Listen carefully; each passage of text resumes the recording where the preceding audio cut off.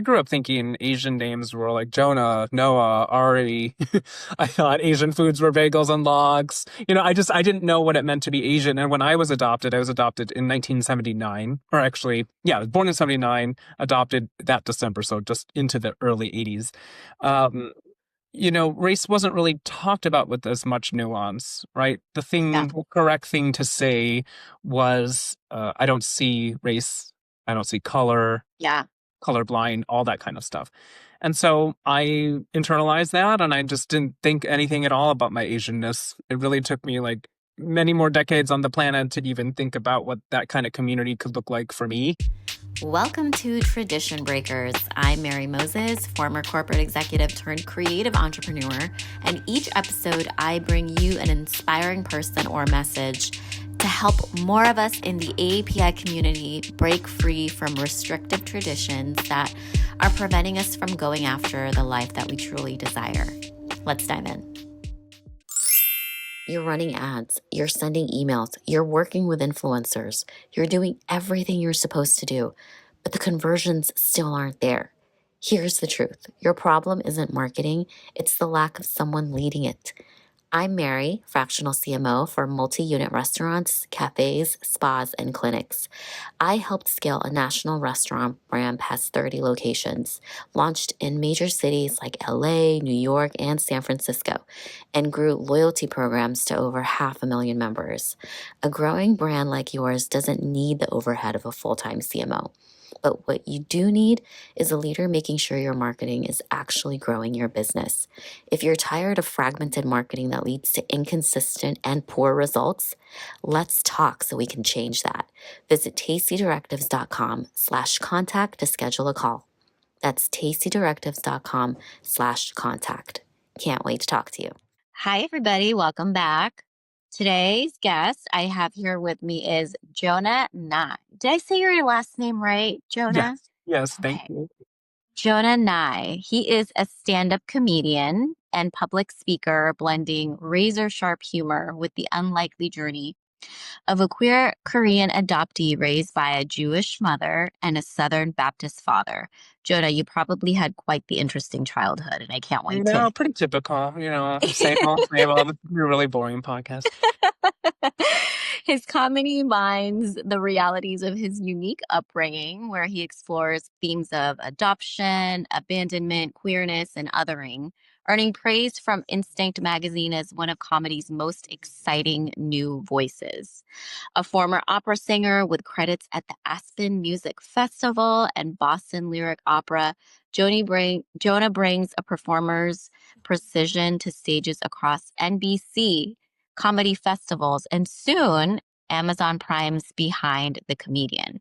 His work offstage includes speaking on diversity, equity, inclusion, and social justice for institutions like Bloomberg Philanthropies, the Juilliard School, and the National Endowment for the Arts.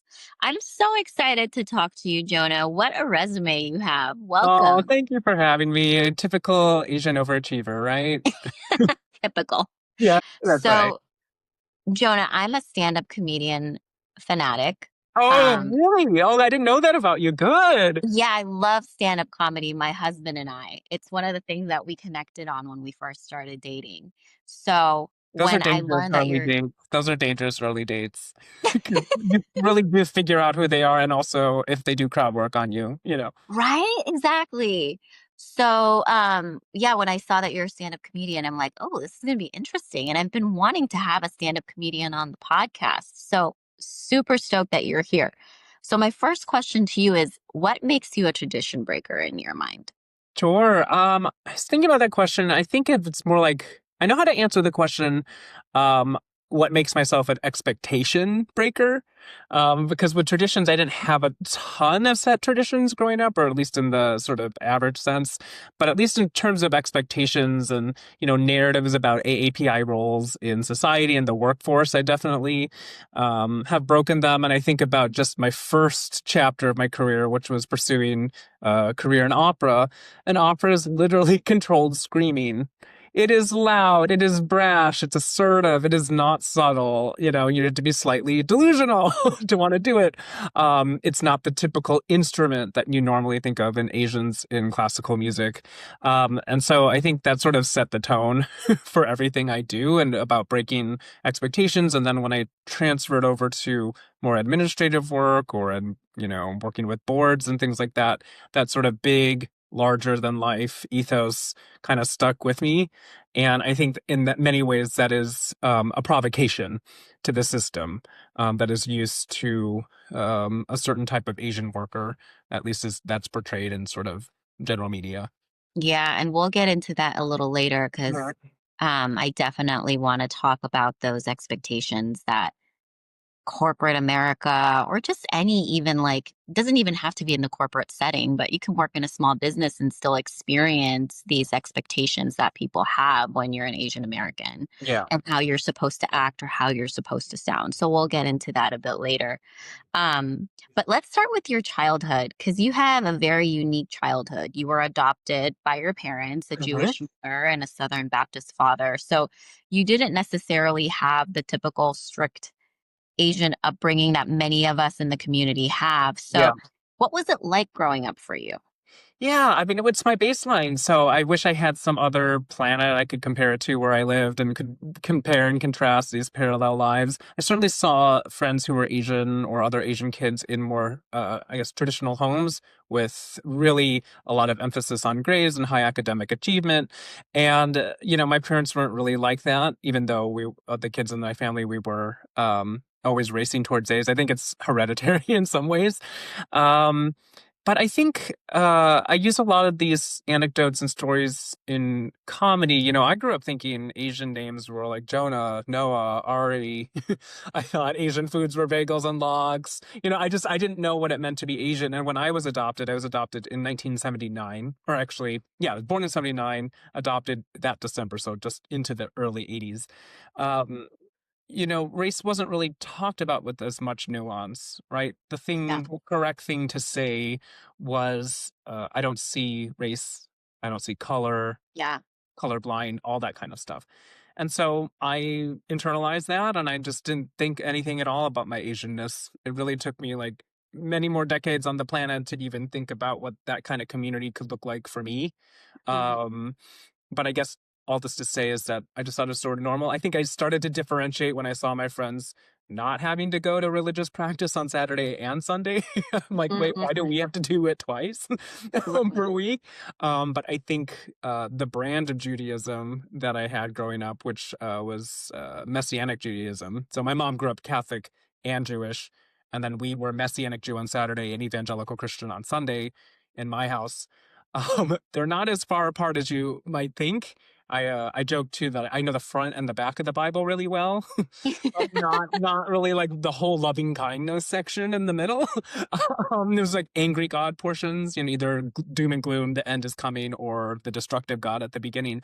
But the similarities are they're both really big proselytizing sects, and so some sort of like I always felt like I was in sales mode because that was what we were taught. We were supposed to help try to convert others. Oh, interesting. Yeah. Okay. So you mentioned that you started noticing your differences when you were going to, I guess, like religious school A or little bit. Or church. just even, in How kindergarten, I old think was that? the notion of race came up around age 4 or 5 and Okay. in kindergarten, and somebody asked me if I was black. I should Uh, It's ridiculous, obviously, to think about, but this was in Minnesota. I was the only kid of color in the entire class, and I was playing with a friend, and she just out of the blue asked me if I black, and I actually didn't know. yeah. Again, talk about colorblind. I didn't even understand the concepts of it. I obviously knew I didn't look like my parents. But there was some confusion too, because I had an older brother and older sister who were adopted straight from Korea. None of us are biologically related. And then I had a younger brother who was biological to my parents who had cerebral palsy. So everybody sort of being their own planet in the solar Right. system that was our family, was not unusual to me. So I didn't really think much of it until really confronted with it head on when someone asked me specifically, "What race are you?" You know, Right. What did you say to that when they asked? I actually said I didn't know, Very honest. and then like for a day, I told everyone I was black. And then I went home to fact check. Probably should have fact checked before I told everyone. And like, why is that in Minnesota? And then my mom's like, no, you're not. And so I had to go back and correct the record the next day at school. Caused quite like a stir in the classroom. Uh, Oh, but it interesting. wasn't about seeking attention. I just didn't know the notions of it, and it shows you sort of a child's innocence too, of like what It is. if it's going to be a big deal or not. And my parents Yeah. need to think it was not a big deal, um, for better or for worse, you know. Yeah. Oh, wow. That's so that was like your experience. Uh-huh. One of your experiences being like the only Asian kid in school or one of the only One Asian of the kids in few, school. and Yeah. certainly not the others I knew. Many of them were adopted. So in Minnesota, well, I mean, in the 80s, just because of geopolitics, lots of Asians ended up with white parents. Also, Mhm. um, that was more common too, like those transnational adoptions.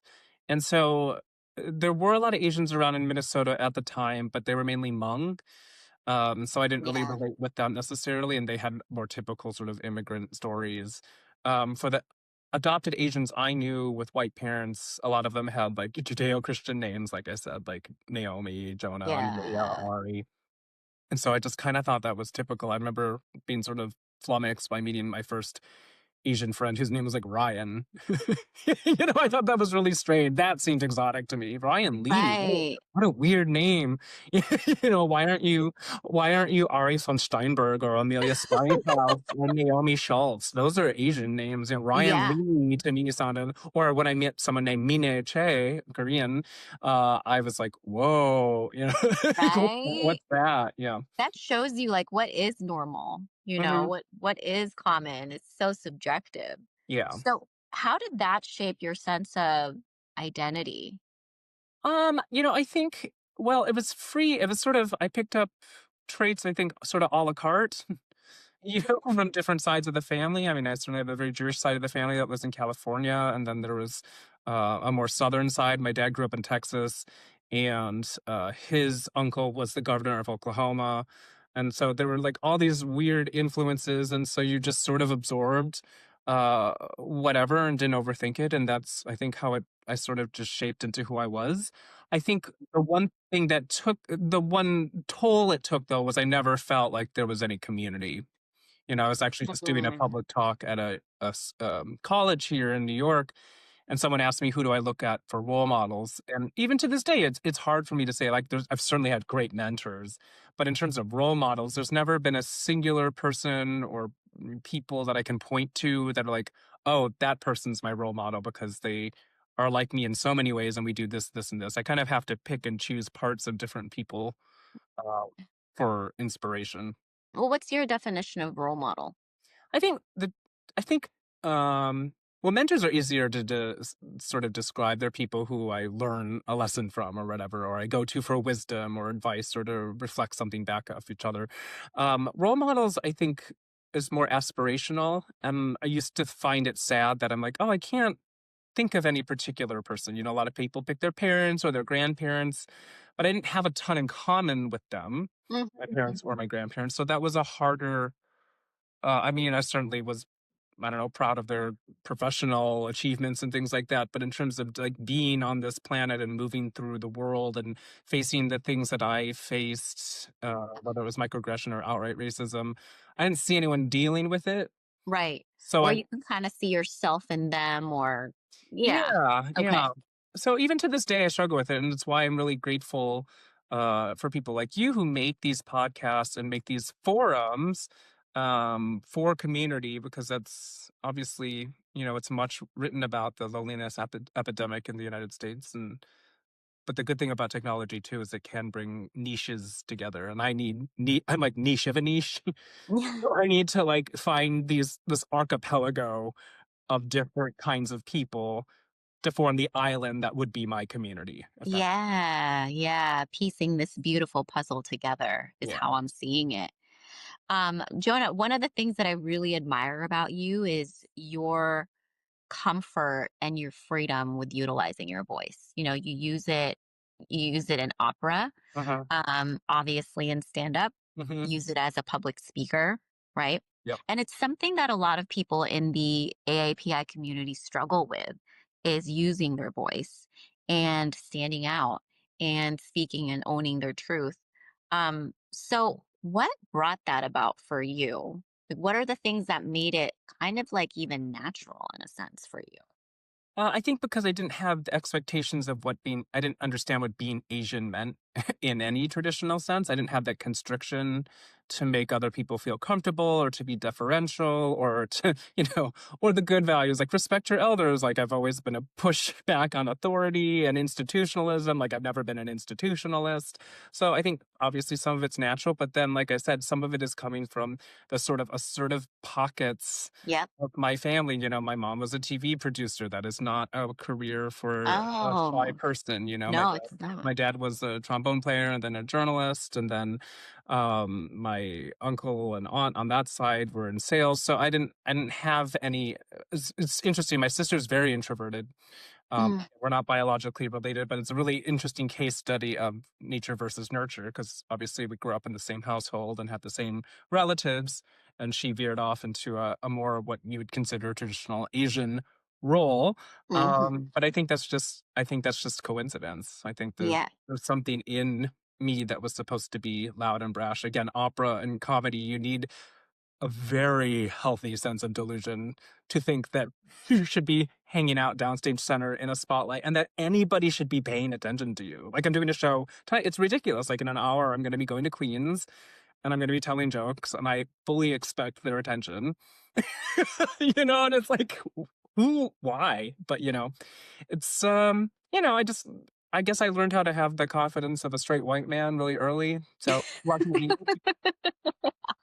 who knew that that's all it took was just a little delusion and like and you know But it makes total sense as to how you are the way you are based on what you just described and to no me. one told me What no, right? Like no one was like, oh, we don't act like that, our family doesn't act like that, or yeah, where we come from doesn't act like that, because there was no singular source, there was no exactly. origin story really, especially since my adoption was in the 70s and it was closed, which is another big distinction. And I'm very Mm, curious about people who adopt now and have a relationship with their biological family and if that does or does not influence them. I was complete, you know, kind of blank canvas. yeah. And that move from opera to comedy, Uh-huh. what inspired that shift? I guess like spiritually, Uh-huh. like how did it change the way you used your voice? I know that you went through an operation, right? So that Yeah. was like the physical impetus, I guess, as to what drove that change. But what made you even interested in comedy in the first place? Yeah, yeah. With opera, that is surgery when I was 26 on my vocal Mm-hmm. cords, and then moved to sort of booking agent work. And then, comedy has come really late in my life. I mean, I see these 20 somethings on the road, and I'm really kind of grateful that it came so late into my life because, one, I have stage experience, and then two, a lot to talk about because I've been on the planet twice as long as some of the people who I perform with. In terms of how did it come to be, I think I started getting the idea, like, in terms of being funny, I think you're funny or you're not. I don't really think you can teach someone funny, but I don't think but what I was taught for comedy is like, what's funny in real life is not necessarily funny on stage. That's the craft of that's where the work comes in. But I think you're either funny or you're not. And so I was funny and I would get comments over the years. Oh, or you're so funny, or this or that. And then I was on a TV show, a baking competition, with my husband on NBC. Plug Peacock season 1, baking it. It's still up. And during the casting process of that, several of the producers were like, "Oh, are you a comedian?" And so that Yeah. little seed in there. When the Pride Parade came back in New York after the vaccine, They needed someone to MC and riff and say things about the floats and stuff. And where I was working at the time was on the Pride Parade route, and they paired me with another comedian, and people just assumed I was a comedian because they Wow. were pairing me with this person. So there were little things along the way, and then I would get praised during public talks, more like in academia, like, "Oh, that was really entertaining. You're a breath of fresh air. That was very funny." So I think throughout the decades of just work, I got little hints at it, and then I working with an executive coach, and I was trying to piece together, especially after the TV show, because that was really fun and creative. And I was getting to do kinds of lots of weird things and interviews and podcasts. I'm like, how can I make a better connection between this cloud of work and then sort of like my mainstream work? And then I don't know, I just a decision point came and I called a comedy club in New York and like, do you have classes? And then it just so happened they had something starting the next week. And then I did a tape. I made my first tape, and then good Asian I was, and good booking agent I was, I pitched it to like 100 producers, cold called, and then just started getting gigs. And then as show business, I get you another gig and Mm-hmm. rolling. So Oh, I wow. I'd like to say, I'm sorry, long way of saying it wasn't an intentional journey. It was something that, I came to in a really, really roundabout way. Yeah, it seems like the world was giving you cues and feedback, right? Like, Yeah. oh, Yeah. maybe start thinking about this comedy thing. You're kind of funny, Yeah. you know? That's so cool. And thank you for giving us the playbook on how to Yeah. go Yeah. with your first stand up. Um, so you mentioned how being funny in real life is different from being funny on stage. What Yeah. is that difference and how were you able to connect them together?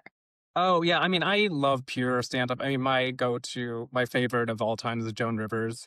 I like that Mhm. style, Classic. fast, irreverent, brash. She was ahead of her time. I actually know one of her joke writers, I met on the TV show. I didn't know she was a writer for Joan Rivers at the time, but um, so I think the difference between what's funny in life and what's funny in life, something that could be funny at brunch. A lot of times are stories, you had to be there moments. But when you're on stage, attention span's pretty short. And at least Yeah. shows I've had at the Comedy Cellar, which is like, our Carnegie Hall of comedy, they're like, you better make someone laugh every 6 to 12 seconds, which it sounds very strict and it sounds prescriptive. But if you really sit back at a comedy show and you see somebody who's not getting a laugh, every 12-ish seconds, it's dead air. One of my teachers described it as like putting coins in a machine. Like you got to earn the time up there. Now, obviously, if you're more established and you have an audience, you can do longer bits. But for someone at my level, I have very, very little time to make people laugh very quickly. Get those coins in the machine, and then I can start to do a longer bit. But so that's what I mean when I say life versus what's on stage. Gotcha. There's like a rhythm that you sort of have to follow, Absolutely. right? Absolutely. A rhythm of Mm. threes. You hear lots of jokes, and certainly in sitcoms and things like really traditional comedy, things come in threes. There's a rhythm to how our ear hits it. Words with lots of syllables don't land as well as words that have shorter syllables. Certain, that kind of, Wow. yeah. No wonder you're good at it because you come from music.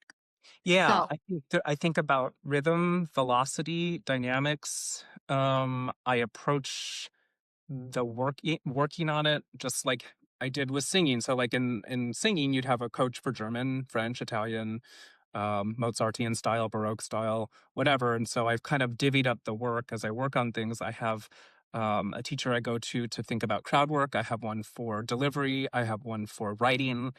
And when I'm stuck on something, I'll visit one of the three of them to be like, I've tried this joke 40 times. Of course, I have a spreadsheet and I have notes on every single mic I've ever done, like a good student.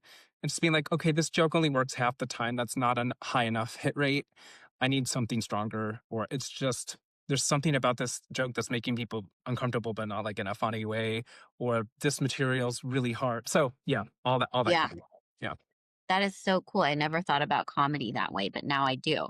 So the yeah. next time I go to a stand-up comedy show, I'm gonna count what you said. Yeah. Every how many seconds again did you Well, they say? said 12 for us, seconds? who are new to it, aim for 6 to 12 seconds. Mm-hmm. Yeah, I'm gonna And you hear a lot of the greats now, like who do much longer setups, but that's because they can and people they trust can. them.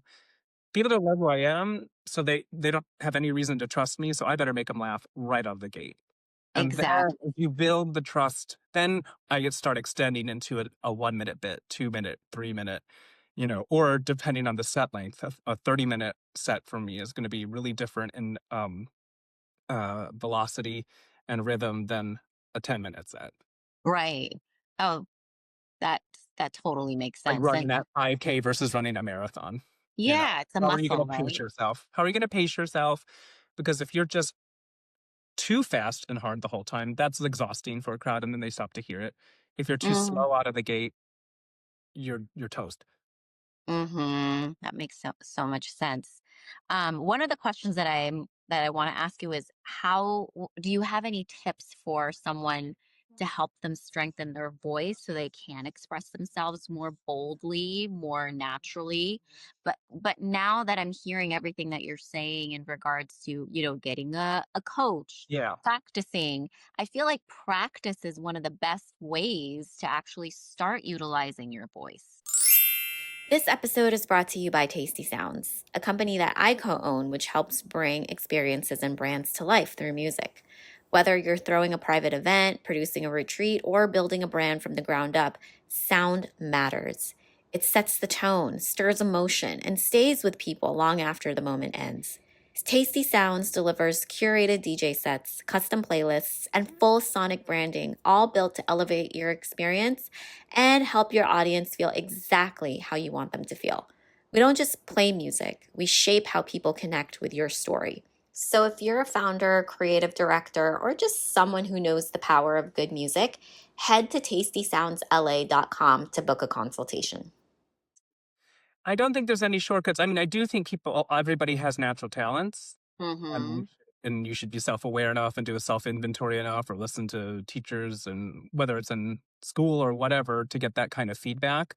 But certainly in show business, talent's not enough. There's just the grind of the work.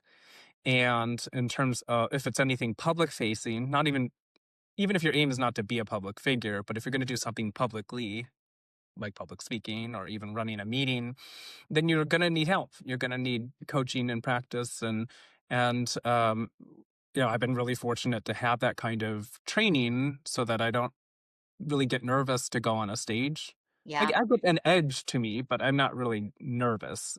Yeah. There was a great interview I saw with the actor Bill Nighy and talking about his process of learning. People love to talk to actors about their process.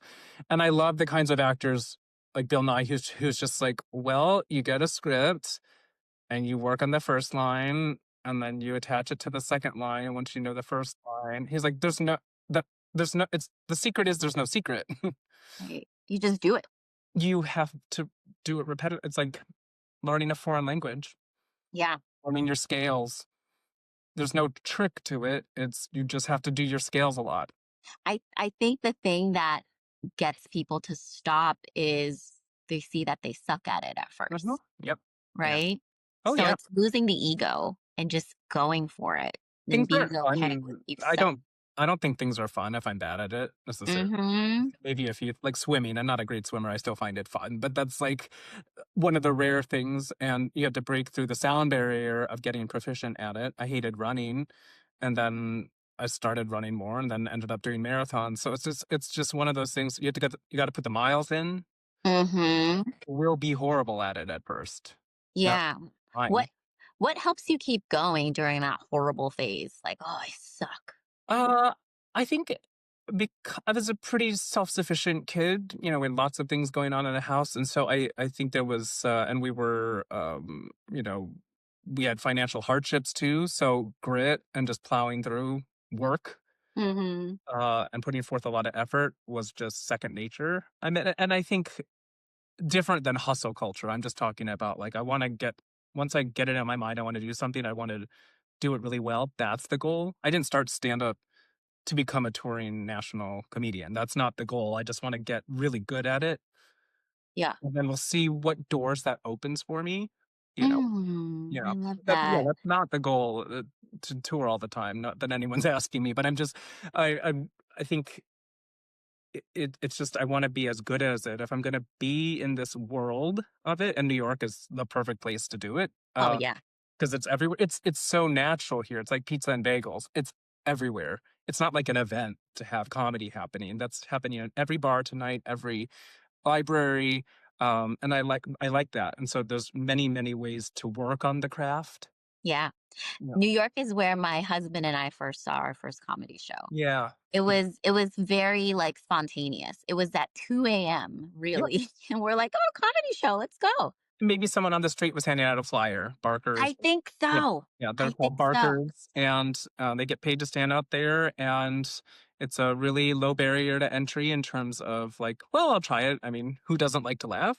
Um, well, actually, sometimes I wonder when I see there's been there's audience members, people say, like, "There's no bad audience." I'm like, "No, there's some bad audiences." Like, sometimes they're, like, really drunk, but You beg to differ. yes. One of the things that I really appreciated that you told me is that you believe no one is powerless.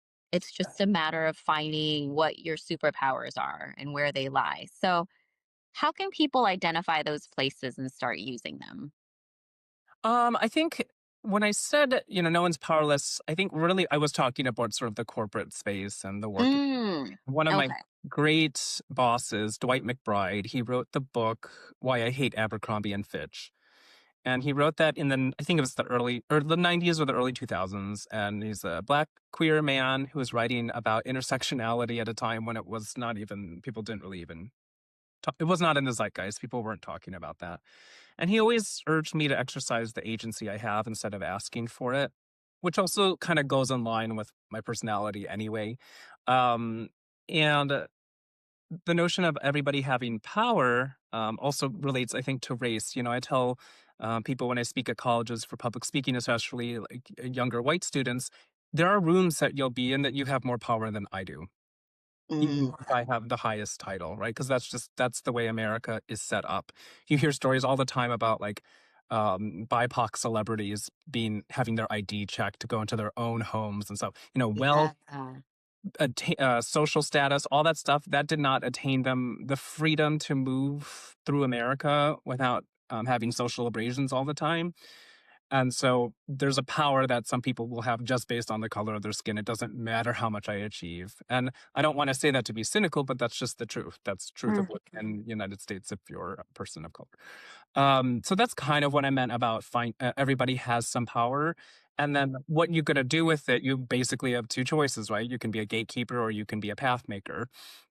And how are you going to use that in spaces where the other person isn't there? I talk to college kids a lot about sponsorship versus mentorship. We discussed mentorship already, but sponsorship basically, saying my name maybe when I'm not in the room in those spaces where critical decisions are being made or fulsome conversations about who's getting promoted and this and that. So that's what I mean when power is dispersed in ways that maybe aren't so obvious at first just because we are in a capitalist society and we rank everything based on title and money. Yeah, okay, that makes sense.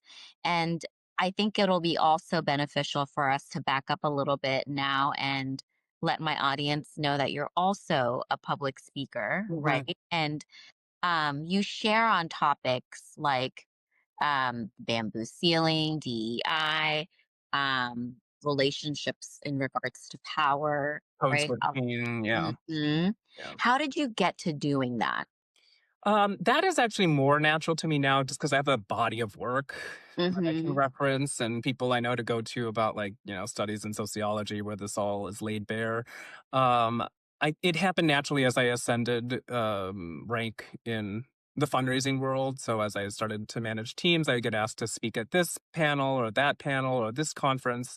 And then over time, again, it's just like show business. One gig gets you another gig. Oh, I heard Jonah speak at the case conference. Should he come and do AFP or should he come speak at Bloomberg or should he? And so that kind of built itself up over time. But Yeah. I do joke that like I only know about like four things in this world, and I talk about them whether it's a PowerPoint or a punchline. It's the same topics because on stage too, I talk about thorny subjects, but I obviously try to get a laugh out of it, but also try to get people to think deeper. And like a good example would be for code switching. I do presentations on it, and I use a study that Dr. Renee White taught me about how the hand washing machines and faucets in airport bathrooms were beta tested on white skin, the infrared sensors. And so they were meant to reflect off of white skin. And that's why they don't work as well for darker skinned Oh. people. So obviously, in an academic setting or a public speech, I'll discuss that in a more sober presence.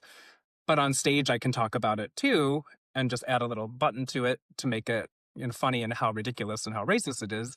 But the point is the same, that these systems are set up for whiteness. That is the norm in this country. So I can get at it either this way or this way, but I'm still talking about the same thing. What a great way to have multiple ways to express something. Yeah, and I like doing both. I mean, and I've at comedy shows, I've had people literally from the crowd yell, "Is that true?" I want to be like, "No, I just thought that making sociology studies would be really hilarious to a bunch of drunk people at midnight here in San Diego." But like, you know, Oh my God. but it's a way to get at it. I talk about how my first digital camera, always thought I had my eyes closed. So there's a gross humor to it, but there's also like, oh my gosh, oh right, AI facial recognition was built by white people in this Mm, country, so it had a hard time analyzing what it considered to be ethnic features. The irony being, it was an Asian camera that actually couldn't take a picture of me yeah. because it See, didn't know what to do with this face. right. See, I didn't know that. I didn't know that about the automatic censored sinks. I didn't know that Mhm. about the camera. So I'm learning this too. Yeah, Thank AI facial you. recognition, especially the first iterations, it could get the gender of a white man right 90% of the time. It would get black women wrong 35% of the time. Jeez. Yeah. Interesting facts. Um, so in regards to your work, when you talk about social justice, leadership, diversity, inclusion, I actually want to pick your brain on something. I know that the intention of DEI as a whole was to level the playing field, right? Mhm. For groups that historically were facing systemic barriers. Um, Yet, white women have become the primary beneficiaries. What's your perspective on this? Yeah, I think the argument that like all the DEI initiatives, certainly around, I love it when people call it the racial reckoning. I'm like, well, which one are you talking about? Even though I know they're meaning in 2020, but I'm like, what about the one before that and the one before that? Hmm. Well, it didn't work. See, so we have to try something else. And I think that's a bit of a red herring, as a fake argument, because sort of to the point of the reason why I bring up those hand dryer anecdotes or AI facial recognition is like these systems have been created, they're invisible, and they're pervasive. Hmm. It's not as simple as saying, well, but 5 years ago, we started putting DEI on everything and it's not fixed, so we need some other strategy. I don't think that's it. I think these systems are so embedded and that power aligns itself with whiteness so much in this country. It's gonna take more than 5 years. It's gonna take more than 20 years. And I think the solve for it in this society, unfortunately, because it is capitalist and money is the answer. What's the question? So I think it's the boardrooms. So the reason why some of these things haven't changed is because Darren Walker, who used to be the head of the Ford Foundation, black man, said it, I think, best. He's like, it's impossible for a company or an organization to be better than their board. And I think that's true for both nonprofits, and I think it's true for profits as well. The boardrooms have not changed. Hmm. Same 100 families that run America. And until we get leaders of color in those boardrooms, then we won't have the pressure then to have those executive leadership roles filled with people who are equally qualified, probably more so. um, and because those are the people who decide who gets those jobs. And then Yes. everything trickles down from that. When I was at the news school, fundraising is a particularly white field. It's 90% white, 83% of frontliners are white. Our frontliner team at one point was 60% BIPOC. People were like, "Oh, how did you do it?" Speaking of how did I get to do a lot of public speaking, and I was like, "Well, the answer is really simple. I was the VP." So first of all, candidates saw that. Candidates of color saw that, and they're like, "Oh, Hmm. probably a pipeline there for me," and they really mean it, right? People want to see you do the work. They don't want to hear you talk about doing the work. Yep. And until the boards change at these big companies and small companies, I don't think there's going to be much movement on that because this is not, unfortunately, a grassroots effort. This is something that has to start from the very top of power structures and all the way down. Yeah. So instead of trying to dismantle DEI, right, Mhm. what I'm hearing is I think there needs to be changes, improvements, and also patience with it. The answer is not to remove, these systems or programs that actually will help disadvantage or marginalized groups. That's not the answer. I think it would also be clarifying definitions because the alphabet Hmm. soup of it all. I mean, it's true in that we joke about the LGBTQIA plus LMNOP community. It's become meaningless because it's become cliche to have so many letters. I think Right. DEI, EISJ, DEIB, EI, whatever. I think every community has to decide what they mean for themselves. I certainly was taught by Melanie Hart, who's at Earth Justice, diversity is a fact, equity is a choice, inclusion is an action, and belonging is a result. And so I Mhm. think we need to first, because all these DEI programs are sort of coming out in different ways, so have some clarity about what do you even mean. In Right. New York, diversity is just a fact. We don't really even need to spend a whole lot of time there. I also like not spending a ton of time on the word belonging.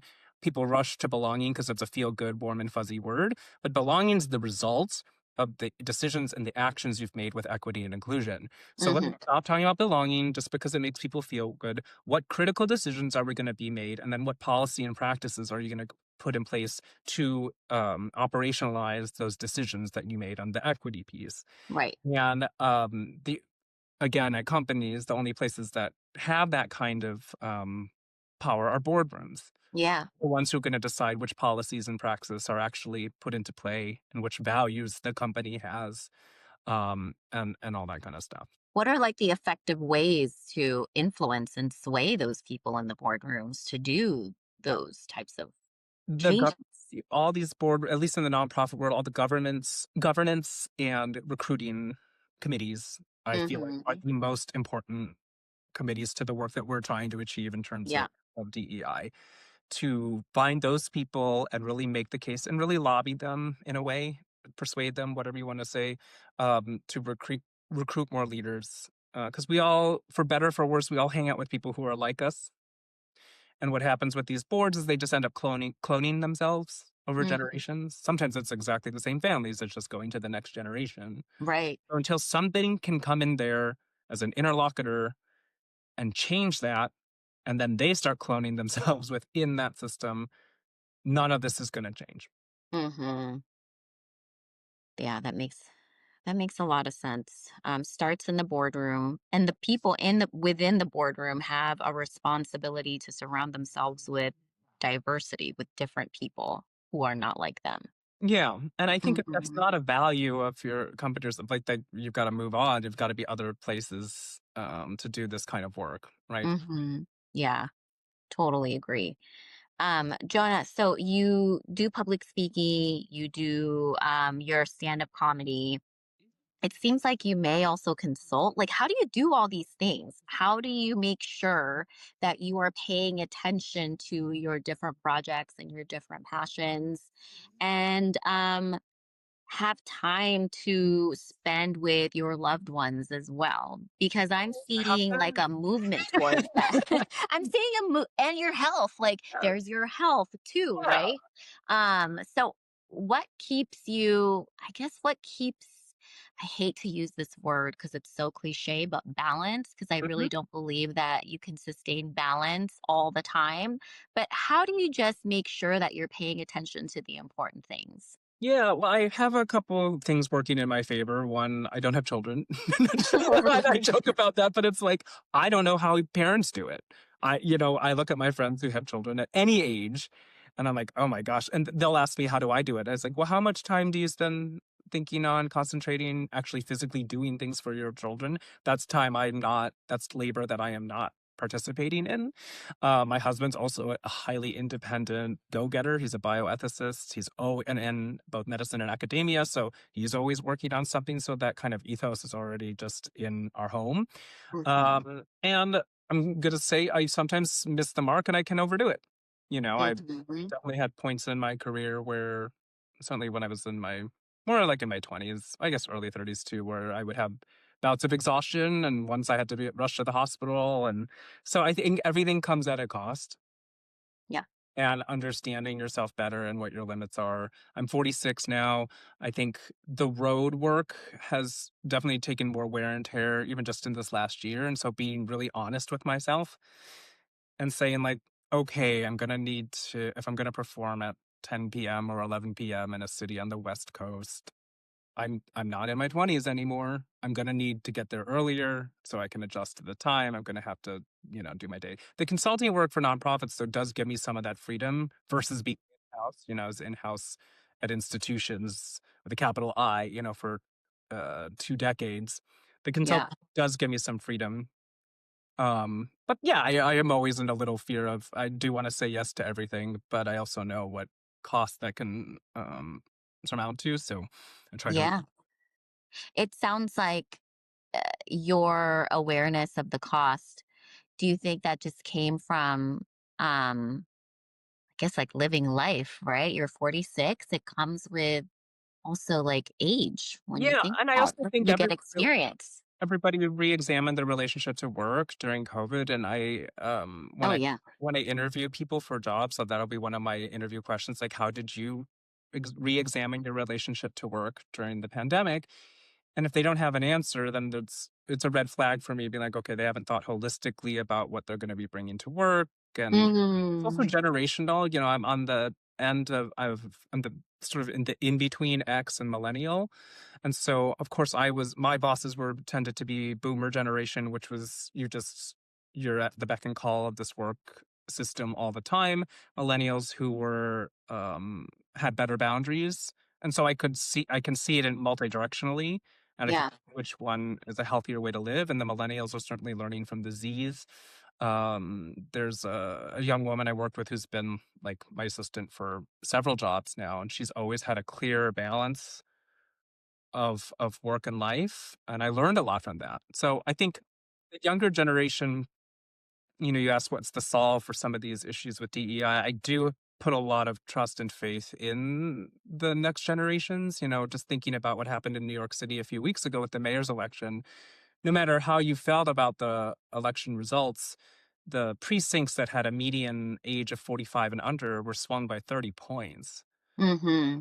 Young people always get a bad rap for being apathetic when it comes to politics, but they certainly weren't this time around. Yeah. So I think that there's a lot of hope there, and hopefully they'll get some lessons from watching the old heads like us not push the needle as far as maybe we should have. Hmm.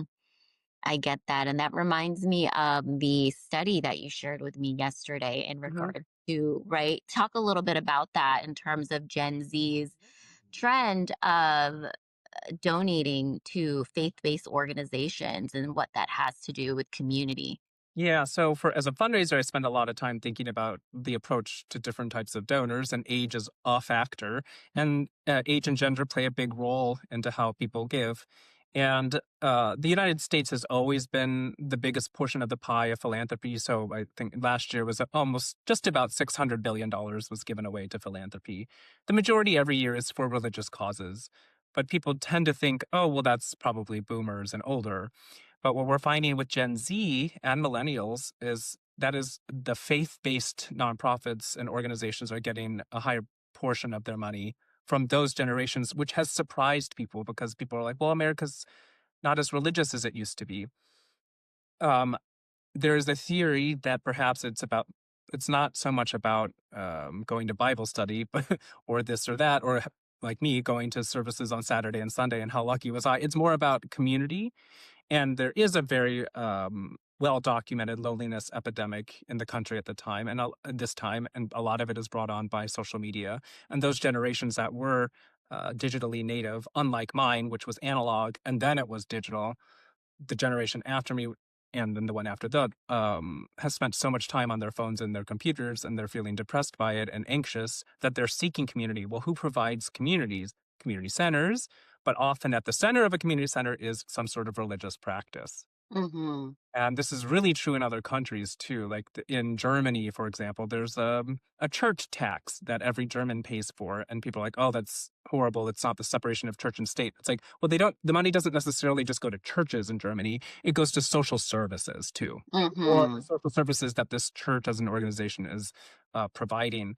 And so, yeah, theories abound, and we might not know enough for a little while. But my guess is that it's less about religious fervor and more of seeking some sort of deeper communal experience outside their phones.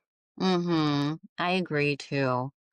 I'm aside from this podcast, I'm also a marketer. Mhm. And one of the trends that I'm seeing, and it's been going on for a few years now, but a lot more brands are jumping on board, is really creating real world experiences for consumers. Content will always be really important. It's not going away, right? Digital content. You're still gonna need like a very strong online presence.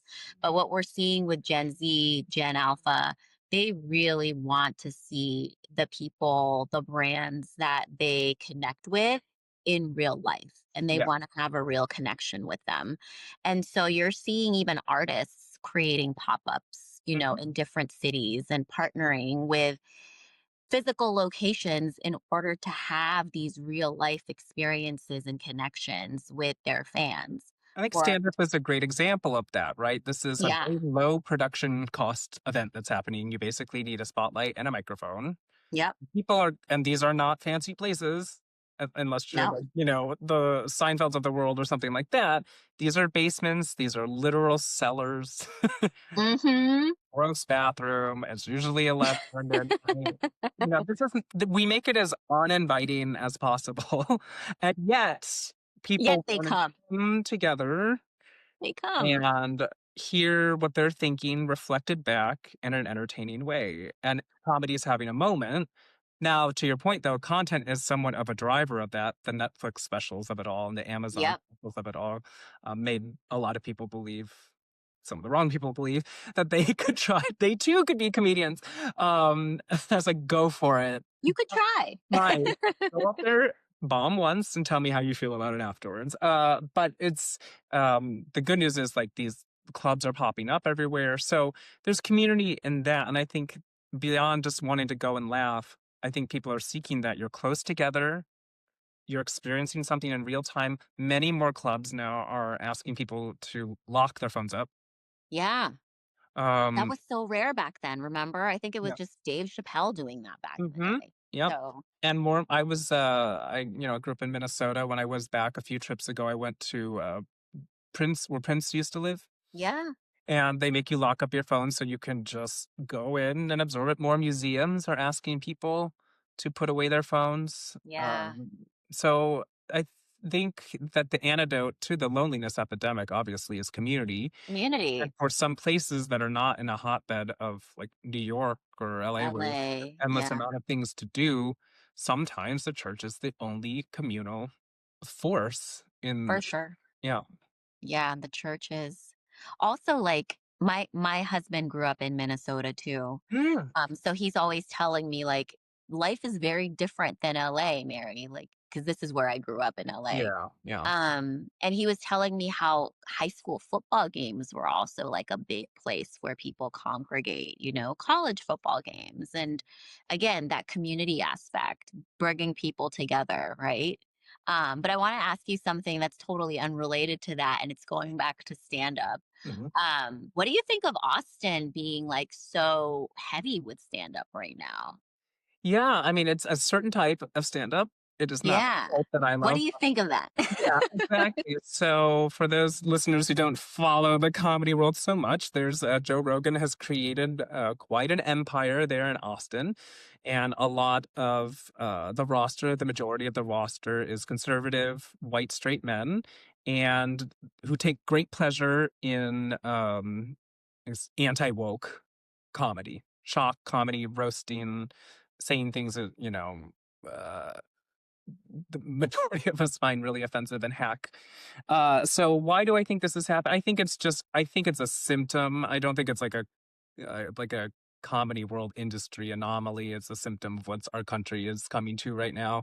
So I think the kinds of I think it's unfortunate, but a lot of people are moving there who have a certain type of humor that they find funny. I think Anthony Jeselnik says it really well. Nothing's off limits in comedy. That I believe this too, but not every comic should be doing every subject, if that makes sense. Mhm, So, mhm. um, Yeah, because their whole thing is comedy, you can't be free as a comedian anymore, yes, is the argument exactly. that I they would love have. for them to point to a single case study of someone being canceled. Haven't really heard of one yet. Mm, The ones who had the most egregious cases in the headlines, they're back. Louis yeah, C.K., Louis like, CK he's is the selling one. out stadiums, so I don't know what you mean when you say you can't say anything more, you'll get canceled.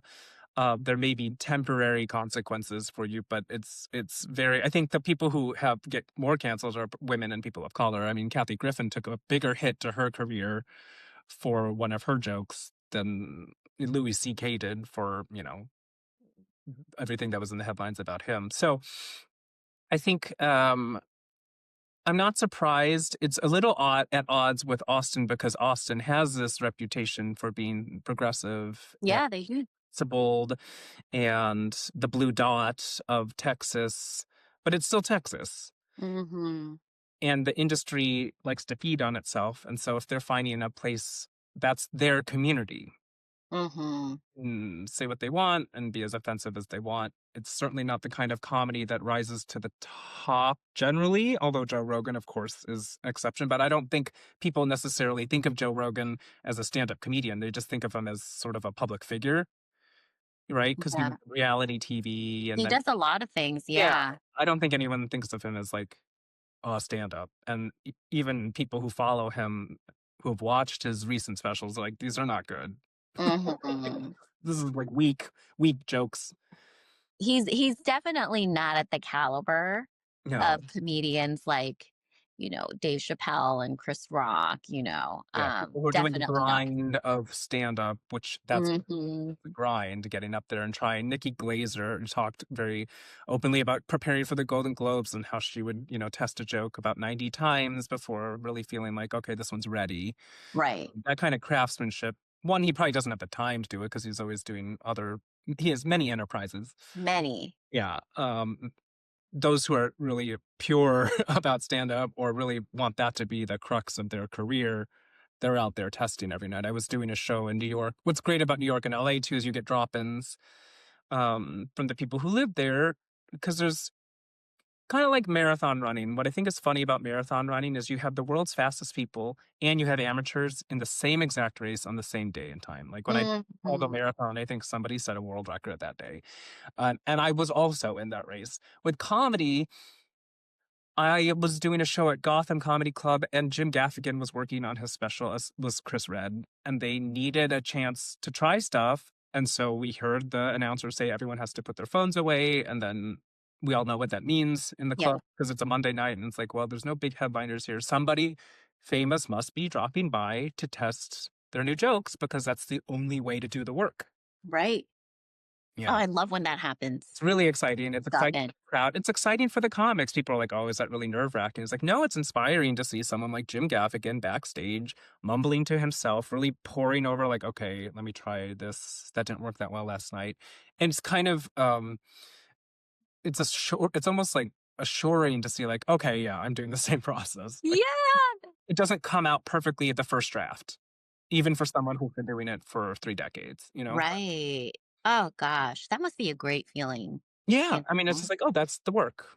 That's the crap. There's again the They secret is weren't born this way. yeah, no, they're very, very funny people, and I think he's a good writer, but even he has to go up there and try it out and gauge the reaction, and New York audiences will let you know if it doesn't work. Oh, yes, they will. New Yorkers are very honest. Being on the road Um, is helpful though, because New Yorkers also we have a dark sense of humor. As a collective audience, we have a dark sense of humor that doesn't always necessarily work on the road. So again, great advice I got too is like your jokes should work everywhere. That's a good piece of advice. You should take that then and try it I'm going to Indianapolis in January. I'm going to do the same set. We'll see how it works with the newer stuff. It Yeah, should work. If it's a good joke, it should work there. right. Right. It shouldn't only work for the New club. York. Yeah. Exactly. Have you played here in LA or do you plan to come Yes, over I was here? just there this summer. I was at the Hollywood Improv and where else? Flappers and the Hollywood Comedy. And then I just come from San Diego from doing a few of the clubs there. I mean, there is a different sensibility everywhere. And Yep. one of my teachers, Gina Brion, who's got just great delivery, she was like, Jonah, you don't have to change who you are, but you need to know what you're walking into. I think that's a Mm, great just work life lesson. for sure. If I'm gonna go into a really, I think surprisingly, it was a surprise to me at least, the really white progressive cities sometimes are tough for me Yeah. because my material always concerns race and politics. Even though they share my point of view politically, some of them don't feel like they have the permission to laugh or see hmm absurdity in some of the situations that I try to critique. Oh yeah, for sure. That's a great piece of advice because to me that's really compassionate. Mhm. You have your audience in mind, right? Like the people that you're trying to serve. And if you don't, what are you doing there if you don't have them in mind? Um, this was really fun, Jonah. Oh, thank I've you, Mary. enjoyed speaking with you. Do you have any projects that are coming up that you want to share with us? Anything exciting that you're working on so we can support Sure. you? Well, in the three sort of tranches of work that I do. So for comedy, I will start the year in Chicago and Indianapolis and then Las Vegas. And then I'm always performing in New York. For public speaking, I getting close to being able to announce a lot more adoption conferences and talks about adoptees and foster care alumni. And then with consulting, um, I'll probably make an announcement in January about my first cohort of client or my new cohort of clients, really focusing on BIPOC and or women-led organizations. hmm So those are the three sort of things. But in terms of, you know, meeting any of your listeners and things like that, New York City, Chicago, Indianapolis, and Las Vegas are next. Amazing. And what's the best way to keep in touch with you? Um, on my website, there is a place to sign up for a newsletter. I promise it's not spammy. I do it only once a month, and it's super short. It's usually like one picture of my cat, Lucille, who I named after Arrested Development. My last cat was Buster. And then like a list of tour dates, any public speaking reels, and then that's it. And that's probably like that's the most regular way. I know it's so analog email, but or social media, TikTok is where I have the most activity and where I put stuff up pretty regularly. And it's just at Nigh Jonah, so my name backwards. Amazing. We'll put all that in the show notes for everyone to access. Thank you. Well, thank you again, Jonah, for joining us. Thank you, everybody, for tuning in, and we'll see you next week. Bye, everyone. Bye. If you like this episode, consider subscribing, sharing, and leaving a rating and review. Tradition Breakers is produced by Tasty Sounds, and the theme music is by DJ Professor Moses.